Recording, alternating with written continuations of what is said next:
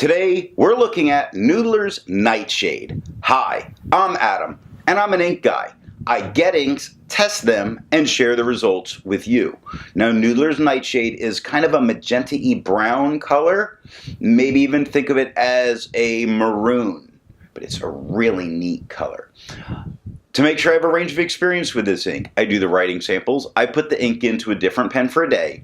I then put it into a cross Bailey with a medium nib to take my notes for this video. Now, before we get to the writing samples, let's look at the sciencey bits. And up first is the chromatography. And I agree with Vita that I've learned a lot by doing multiple chromatographies. The one on the left is done the way it's supposed to be done. I put a line of ink down and immediately put it into water for 10 to 15 seconds. And what we see is this very pink across the bottom. That there's a line that looks like it really did get in there, even very immediately in the water. The pink pushes up. We start to see some red. Then we get some neat browns come in, and this almost like,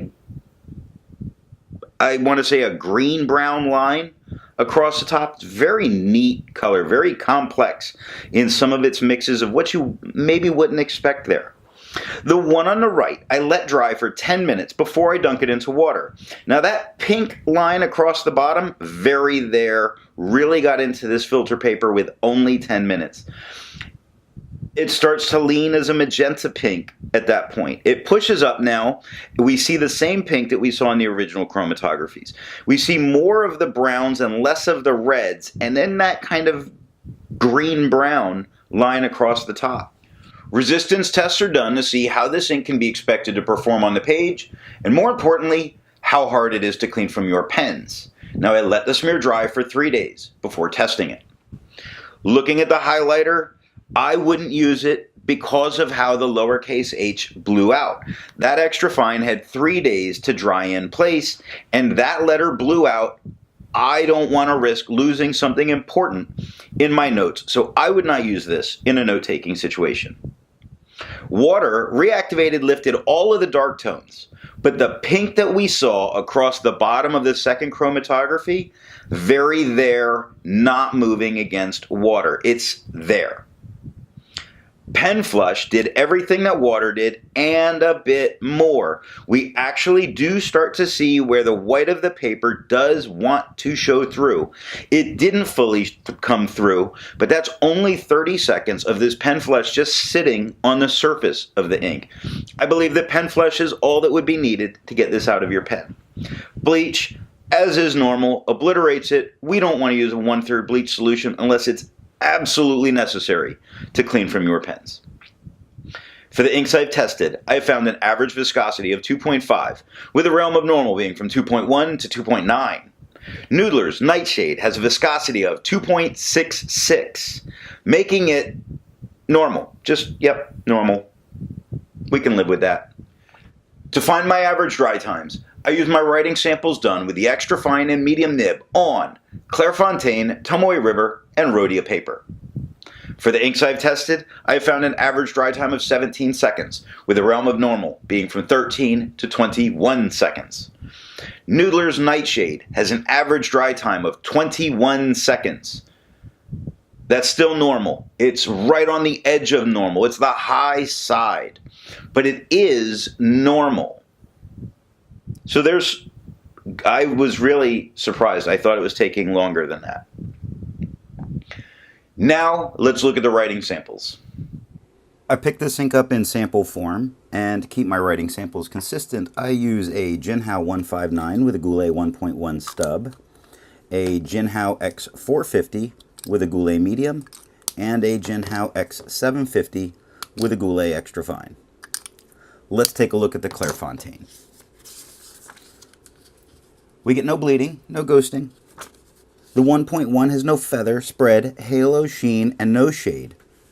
In the same tone, on the extra fine, it has no feather, spread, halo, sheen, or shade, 13 seconds to dry.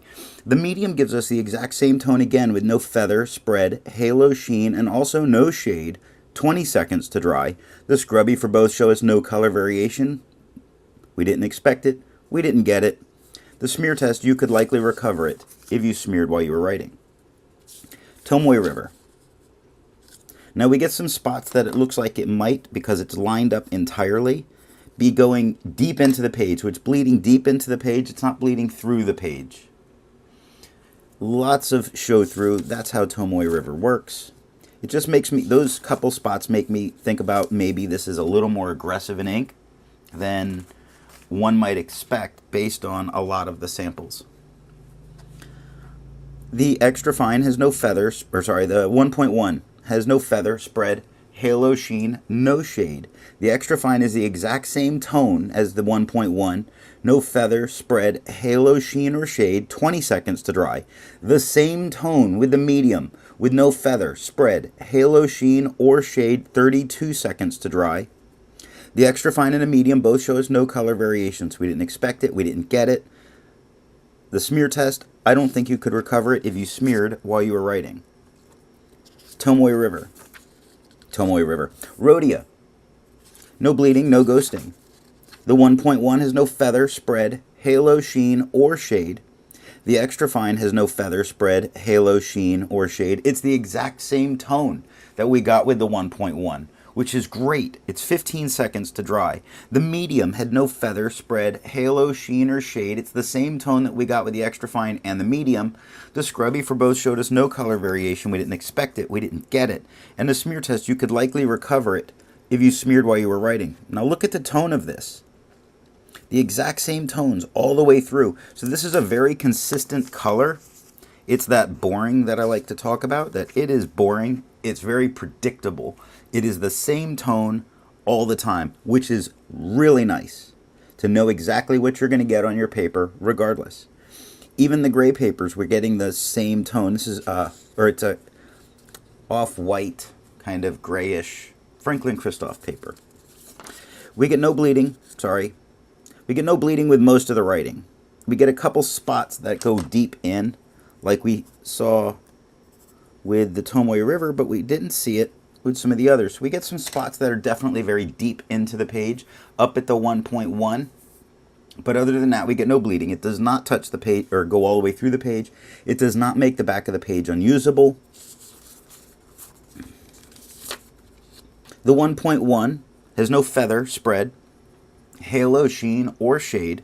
The extra fine is the same tone. No feather, spread, halo, sheen, or shade. 6 seconds to dry. The medium is the exact same tone. We're getting this an awful lot. No feather, spread, halo, sheen, or shade. 9 seconds to dry. The scrubby for both showed us no color variation. We didn't expect it. We didn't get it. The smear test, you could likely recover it if you smeared while you were writing. So this is onion skin. Onion skin paper, used for art a bit. Think of it like a tracing paper, just more old school, I guess, in that. We get no bleeding. Of course, we get ghosting. You're supposed to be able to see, many layers through this paper. So pencil ghosts entirely on this paper because it's supposed to. The 1.1 has no feather, spread, halo, sheen, or shade. The extra fine gives us the exact same tone with no feather, spread, halo, sheen, or shade. 9 seconds to dry. The medium is the exact same tone again with no feather, spread, halo, sheen, or shade. 11 seconds to dry. The extra fine and the medium scrubby both show no color variation. We didn't get it. The smear test, you could probably recover it if you smeared while you were writing. Now this is Strathmore calligraphy paper. It's a laid paper. It's very nice to work with. Great for correspondence. It has no bleeding, no ghosting. The 1.1 has no feather, spread, halo, sheen, no shade. Extra fine, the exact same tone. No feather, spread, halo, sheen, no shade. 8 seconds to dry. Medium, exact same tone, no feather, spread, halo, sheen, no shade. 13 seconds to dry. The scrubby for both showed us no color variation. We didn't expect it. We didn't get it. In the smear test, you'd probably be able to recover it if you smeared while you were writing. Now, it's a little harder to tell. See, the onion skin, it's actually a little bit lighter, a tad lighter as the type of paper than the others. Other than that, the tones of this ink are exactly the same, regardless of the paper that they're put on. I didn't use it in this, but look at the yellow. The yellow gives us exactly the same tone, regardless of being a yellow paper. It's fantastic. That's all that I have for the writing sample. Instead of finding inks that look like Noodler's Nightshade, I would prefer to find an ink that complements its color on the page. Now I wanted to go with a nice light green with this. I chose Diamine's Soft Mint. Before I give my opinion on this ink, I would ask, if you've enjoyed the video, give it a thumbs up. And if it's your first time here, I would invite you to subscribe.